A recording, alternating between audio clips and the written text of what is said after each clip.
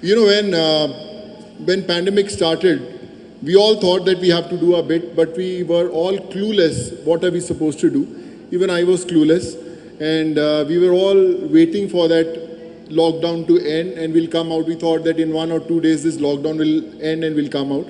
I also did my bit. I got some 500 ration kits and I gave it to the needy people, and I thought, I have done my bit, and now I'll wait for this lockdown to end and let's see how it happens. I was on this road in Thana in Mumbai at a place called Kalba Chowk where, I always used to get one truck of fruits and distribute to all these people there. So a set of migrants were going back to their families in Karnataka, and they said, can you pack us fruit for 10 days?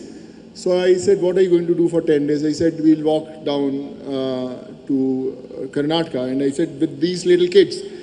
They said, yeah, we won't tell them it's going to take 10 days. We'll tell them we'll reach in 1 hour, we'll reach in 2 hours, and we are going to take them back to their homes.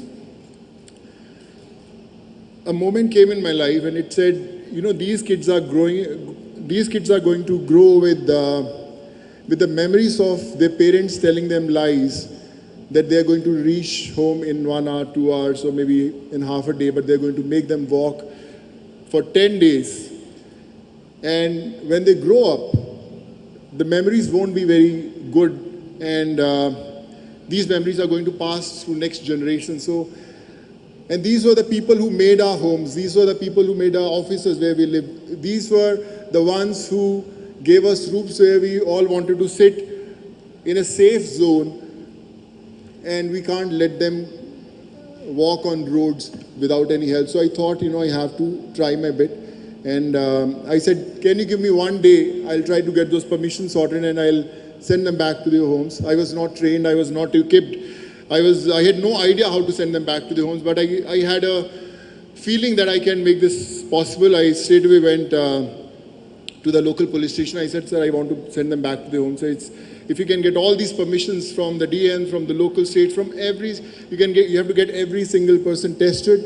You have to transport them to the places where the buses are going to go, and there were 20-30 permissions that were required, and I said I'll try my best, and somehow I got those permissions done, and first set of 350 people went to Karnataka, and when I was seeing them off, I could see those tears in their eyes, and they said, sir, we thought that we'll die on roads, but we are going back to our natives. And I thought, this is not the story of these 350 people, but millions who are stuck on roads in different parts of the country. It's not about Maharashtra, Telangana, Punjab, or Rajasthan. So I said, I have to send them all back to their homes, but I don't know how to send them back. So I got a set of people. Most of them only on social media. Most of them I never knew. I had no idea which part of the country they were living. I said, this is what I want to do, and can we do it? And everyone said, let's try to do it. We formed a toll-free number, and I said, whoever want to go back to their homes, please call us. I got 1 lakh calls in 1 hour. My emails got flooded with mails. My number got distributed to whole of country. Still, I have got the same number with me.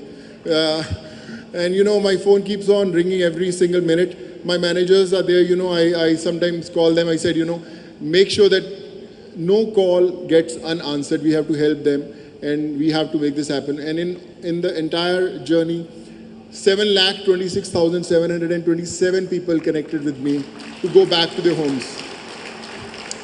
We could send them most of them back to their homes. I remembered I connected with Prakash ji also. At that time he was heading Telangana. I said, sir, there are around about 30,000 people. I want to send them to Telangana, sir, how to make it happen. So he guided me. I said, this is the way you have to get all these things done. And we were able to make that journey also happen. So I think there were heroes in every part of the country. But we needed to connect with them. We needed to assure them that, sir, we also want to be a part of your team, and we want to touch those souls. We want to bring those smiles on their faces, and this is how the whole journey started. And I remember when all these migrants were being sent to their homes, I started getting calls from different parts of the world. I got calls from Kyrgyzstan. There were medical students stuck in Kyrgyzstan. So I've never been to Kyrgyzstan. I said, no, I don't know how to connect with them. So I ignored those messages on my Twitter handles. But again, I saw a few videos in which one or two students died in those colleges, and they said, sir, you can save us, please help us. So I just left a message to one student. It was around about 11:30 in the night, and by 12:30, I received almost 4,500 messages on my Twitter from all the students. They distributed to everyone that Sony is getting us back to India, so let's connect with them. And I was getting messages from all over. From there, we started connecting. I said, I called the ambassador in that country. I called the embassies. I called MEA in India. I said, I want to get them back to their homes. Somehow God was kind, and I got all those permissions. And I thought my job is done. From then, Kyrgyzstan, it went to Kazakhstan, then Uzbekistan, Georgia, Russia, Philippines, and we were able to get almost 14,500 students evacuated from those countries as well. Yeah. I want to share this story with you, not to tell what actually I experienced, but what I experienced, I was not eligible to do it. If you ask me to do it today, I know I can't do it. And I thought, okay, everyone has gone back to their home, pandemic is slowing down, so everything is settled now. All these people who had my numbers, all these people who had my contacts, when they went back to their home, they said, sir, we don't have any jobs, how can we get jobs? You have to get them jobs. So I had no clue to how to give them jobs. So I started this platform called Pravasi Rozgar, where I said, I started connecting with all the top corporates, officers that, I know that when these people go back to their families, you also will need people. How can we connect with them?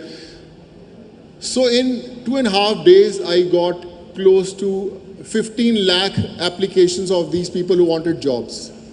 Now, 15 lakh people, I don't know how to connect with them, how to get them jobs. No clue. Then somewhere God connected me with a lot of good people, and I floated this brand with an international company called Temasek. And we generated jobs for close to 2 lakh people. They've already been employed. When these people got jobs, all the medical problems they had, they said, my mom is suffering from cancer, someone is suffering from brain tumor, someone has liver transplant surgeries, they have kidney transplant surgery, you have to help them. They came to my house in Mumbai, and there were hundreds of people standing every single day. Now I'm shooting here in Hyderabad, but I'm getting calls from my house. There are almost 20-30 people sitting and waiting for me to come back. So I had no clue how to go. I don't know so many doctors. So I started making this platform called Ilaj India, and I started calling doctors left, right, center. I need your support, and I'm also a phone call away. Let's make this happen. Let's set examples. Let's create more heroes. Let's inspire more heroes. Let's make this world a better place to live in, because we have a hero in us. We just need to identify. We just need to inspire someone. And again, from the bottom of my heart, every single individual, Smita ji, Ruben sir, and Sajnar sir, Prakash bhai, you are the true heroes. And every time I come across heroes like you, it inspires me, and it tells me somewhere that you are doing right. So just keep on walking. You have still miles to go. Yes, but the journey is on. Thank you so much for everything. Yeah.